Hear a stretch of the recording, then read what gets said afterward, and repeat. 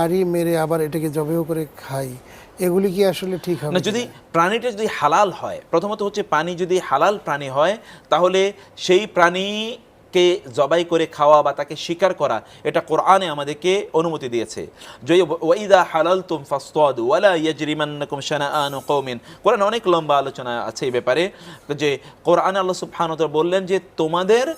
জন্যে স্থলের মানে জলের প্রাণীগুলো তোমাদের জন্য হালাল করে দেওয়া হলো, স্থলের প্রাণীগুলো অর্থাৎ জমিনের প্রাণীগুলো, মাটির প্রাণীগুলোকে তোমরা শিকার করতে পারবে যেগুলো তোমাদের জন্য হালাল। যেগুলো হারাম, যেমন ধরুন আপনি একটা কাককে, আমি আমার ওই যে হাত ঠিক আছে কিনা, আমি টার্গেট ঠিক মতো মানে পৌঁছাতে পারি কিনা, এই জন্য আমি পাখিকে গুলি করলাম, অথবা তাকে ওই যে আপনার বিভিন্ন ডিল নিক্ষেপ করে আমি চিন্তা করলাম যে আমার হাত কতটুকু সই আছে, এটা করার জন্য তাকে আমি তার উপরে জুলুম করলাম, এটা হারাম।